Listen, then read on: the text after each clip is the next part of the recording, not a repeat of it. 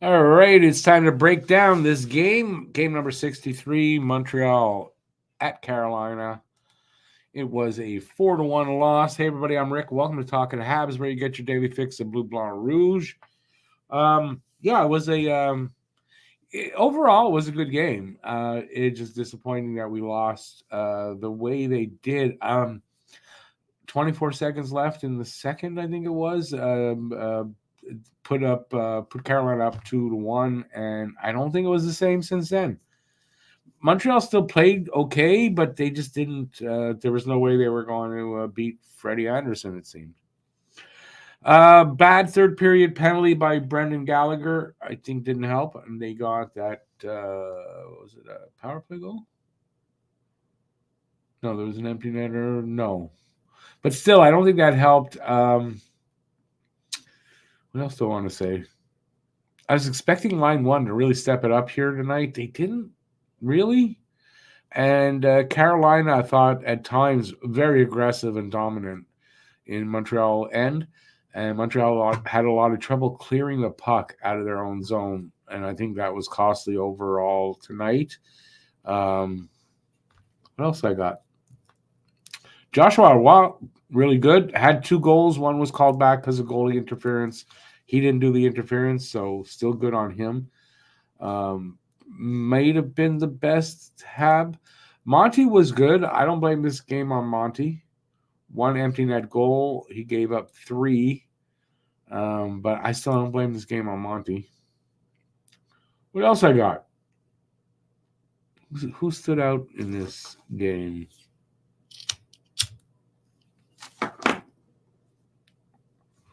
I don't know. That's basically what I got. I got the post game stats. I will call them up very soon. If you are here, say hi. I don't see anybody making any comments. So let me know what you guys thought of this post game. Also, to say, this might be the last post game breakdown on Talking Habs for now, at least. I'm going to be doing them on the new channel. It's called Don't Puck with Media. Link is in the description. So I'll be doing the post games over there starting Saturday. Won't be doing double streaming anymore, even though we were right and we won our appeal, but I won't be doing double streaming. Instead, we'll just break it up like that. Yeah, I don't know. If you're here, talk to me, or else I'm just going to sit here and babble away, I guess. Montreal was, I mean, overall, they were outplayed by the Hurricanes, but they had some really good moments of their own, just not enough of them. And eventually, those defensive breakdowns happen, and that cost them. But they were really having trouble getting out of their own zone at times.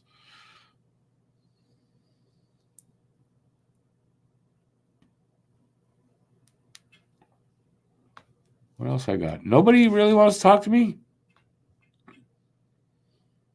You didn't know, eh? It's a rule. If you're here, you got to say hi. You have to, or the YouTube police come knocking on your door. It's a rule. What can I say? If only that were true. That would be horrible if that were true.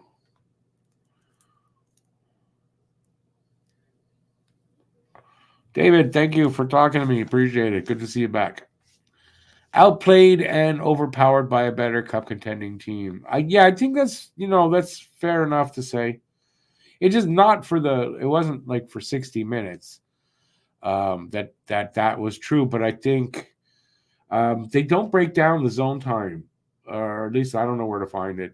I would say Carolina had a lot more zone time than Montreal did in this game. But yeah, they were outplayed overall, and overpowered. They got an empty net goal. It was 3-1. Carolina still not scoring more than 3 goals a game. Only once in the last 7 games have they scored more than 3. Doesn't mean they're losing every game, but yeah, I think it's fair to say. Fair enough to say.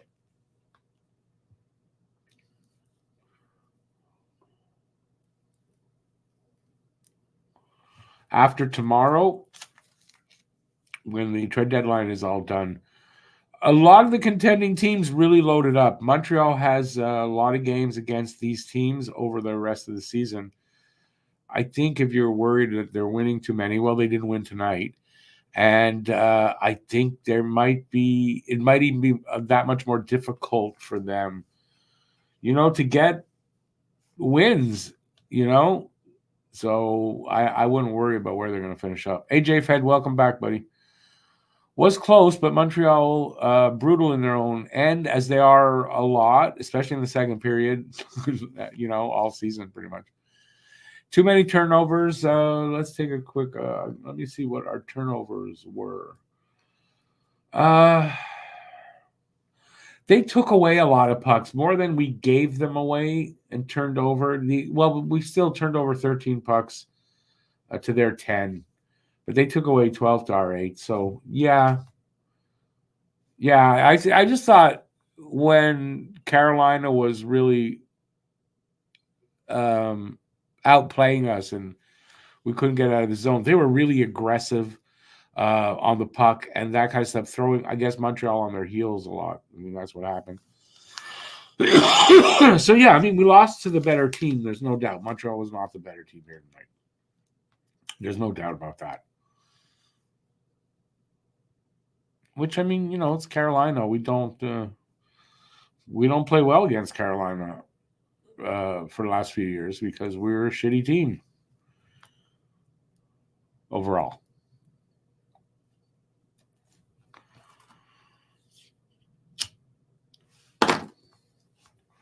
Let's take a look at the stats. All right, so it was a 4-1 game. Oops. First period, scoring opened by Josh Roy at 5:53. His third from Alex Newhook. Really nice goal. Let's see, Brady Shea, 8 minutes? A little less than 8 minutes later? No, 7 minutes later? Brady Shea gets his ninth from Svechnikov and Natchez? Is that how they say it now? Yeah. Okay, so that's it for the second period. Stefan Nason gets the only goal, 19:35 with 25 seconds left in the goddamn second. And that was the killer. I'm telling you, that was the killer. He gets his 14th from Drury and Chatfield. And that essentially was the killer. It is the game-winning goal. And that literally last-minute goal, not good to give up. Third period, Brady Shea gets the second of the game, his 10th from Pesci and Aho at 15:31 of the third, and then into the empty net, Svechnikov from Teravainen. And that's all she wrote. It was 4-1, and that's it. Game stats. They outshot us pretty bad. Third period, especially, they really outshot us, and 39-25 was the result. Face-off dot, 60% for them, 40% for us. 0 for 5 at the power play for Montreal, 0 for 4 for them. Let's see, hits, 13 hits to 12 for Montreal. 24 blocked shots to 10 for them. But, when you're outshot like that, you're pretty much going to have more blocked shots than the other team. 13 giveaways to 10, as I said before, and 12 takeaways to 8 for us. Season series, they beat us 5-3 December 28th and 4-1 tonight. Both games in Carolina. We get a chance to get one of those back in Montreal March 30th, so at the end of the month. So hopefully a better showing there. 3 stars, don't expect a Hab there.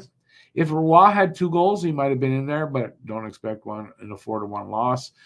Freddie Anderson, his first game back after missing a bunch of games. 102 goals against and a 960 save percentage, so he had a hell of a night. Brady Shea, 2 goals for the second star, and Nason with 1 goal, and he gets the third star. And that is it for the stats. That's it. They outplayed us. They outstatted us. And this is what you get. It's a team we have trouble against right now. Right now, I say, because At some point it's going to be like Montreal getting better and Carolina got to start coming down eventually. But at some point, we'll start beating them. I'm not really worried about it. Just not right now. What else? Bruins just swept Leafs season series, won 4-1. Nice. We lost 4-1, and so did the Leafs. Where's Matt? Matt not often on the post-game show. Post-game show is usually my baby. Also, Matt works. He's got to be at work pretty early, so.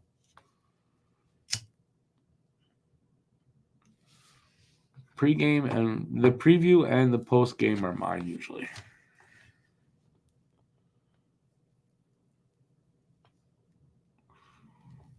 JFAD, I believe actually 19 games left because this was game number 63. 19 games left. Quite frankly, and it's not a knock on anything, like definitely not a knock on you guys, but I can't wait because I'm getting a little bit burnt out, honestly. It's tough at the end of the season. I gotta say, it really gets tough to do these games. Especially when we're still losing and it's tough to do them. I know once we get better and we're gonna make the playoffs, it's gonna be a little different. But right now, it is what it is. I'll be fine though. 19 games to go, and then we're actually gonna do some playoff games on the other channel. But NHL teams, other teams, obviously not Montreal. So that should be a little different. Plus a bunch of us. It should be a little bit. It should be fun. But what are you gonna do? But yeah, 19 more games. Season will be over, and we can look forward to what I think will be a better result next season, and a better team overall. Working the way up.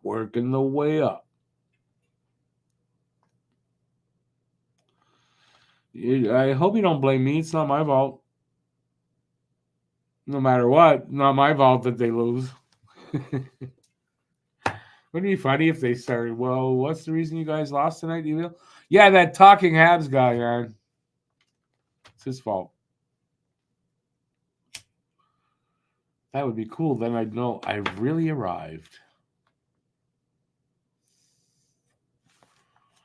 Let's see. We're going to go about another 7 minutes tonight. It's going to be a bit early. I'm kind of tired. I've got a really early day tomorrow. I'm not used to it's very rare, and I'm not sure if I've ever done a live stream earlier than 10, but 10's really early. But I'll be on at 10. So I got to get up early enough and do everything. Be ready. Do a little research before so I'm all ready. Yeah, it's going to be a long day tomorrow. So we'll see how that goes. I'm hoping for the best, and I'm hoping that there is still some stuff to talk about tomorrow. Most, if not all, of the big guys are off the board now with Jake Gensel being traded tonight. I don't know who's still out there, but I'll find out in the morning.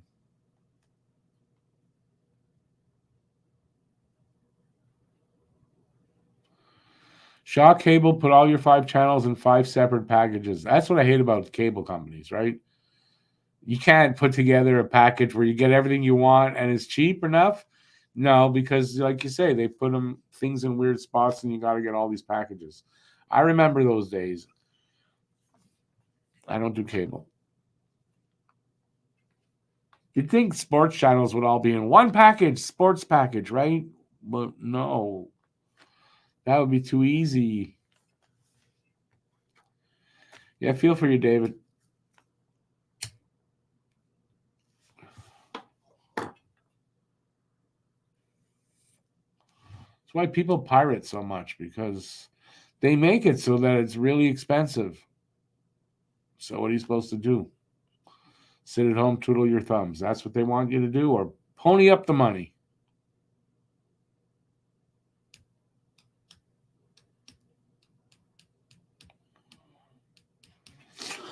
Oh, boy. All right, I don't know who's here. Only got 4 people here. All right. I think people are losing interest too when they lose. So, and we're going to see a lot of that, I think, in the 19 games. My prediction probably is in 19 games, maybe they get 5 more wins. I don't really think they're going to get much more than that.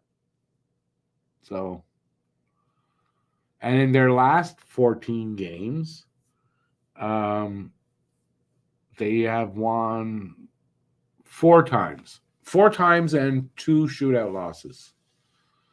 That's in 14 games. So in 19, they should have 5, maybe 6 wins, 5 wins, a couple of overtime or shootout losses. Something like that's going to happen. That's my prediction. What else can I do for you guys? Any questions out there for me? Maybe not. Don't forget, though, podcast, word wouldn't come.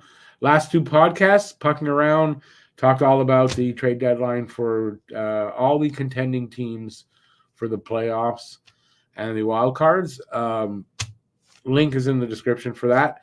And Hab Normals, last night we did a live Hab Normals. There is no link in the description for the live video of it, but there is a link in the description to Hab Normals audio page where you will find it there as well in audio if you want to listen to it like that. So it was just Matt, myself, and Harry. We had a really good talk about a lot of it had to do with the Habs trade deadline stuff, but we talked about a few other things, but a lot of it was trade deadline stuff. So please check that out if you haven't seen it already. As we're winding down here with about 3 minutes left, especially since nobody's here and nobody wants to talk to me. And I need to get my rest. Actually, I need to eat supper and everything and try to have an early night because I got a very early morning. One of the biggest days of the season, trade deadline day, even though it's probably going to be really quiet. I just have this feeling that we will have a quiet trade deadline, which I've been saying for a little while now, that I don't think it's going to be a busy one. Looks like I'm going to be right, but we'll see. You never know. Last minute, you never know if GMs want to, last minute they go, you know what, we're going to make this move and we're going to, or, whatever. And you could have a lot of last minute deals. But who? I don't know what big names. I don't know. We'll probably get a couple of surprises. That Bowen Byram for Casey Middlestat was like out of nowhere. So we may still get a couple of those kind of trades happening tomorrow. Or overnight. I mean, they could come in at any time.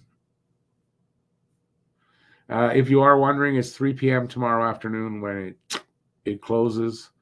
They will announce any trades that have built up till then. They'll announce that after. But if you haven't got your trade faxed off to the NHL by 3 p.m., it is done. We'll see what happens. Last minute chance here, peoples. Or I will be taking my leave and having the rest of my night. All right, I'm going to take off then. So like I said, I'll be back at 10 in the morning. I'll probably do about an hour. We'll go over what's gone on. And then back at 2, from 2 to about 4. And we'll go over the last, the very end of the trade deadline. And we'll talk about whatever's happened. I'll do my best to give you my opinions on it. And that's what we're going to do.